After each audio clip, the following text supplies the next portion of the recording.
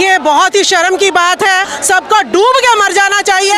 SC ST OBC के क्या क्या कहाँ घुसे हुए हैं, कौन सी चूड़ियाँ पहने हुए हैं। तुम ब्राह्मणवाद तुम्हारे दिमागों में बैठा हुआ है। तुम हिंदू बन जाओ, चूड़ियाँ पहन लो और कह दो कि हम औरतों की रक्षा नहीं कर सकते हैं, ताकि हम औरतें तलवार चलाना सीख ले। हो जाओ एक, अगर एक नहीं हुआ है तो आपकी बहन बेटी खुद जाएगी इनके पास कि हमारे आदमियों में दम नहीं है। लो ठाकुरों।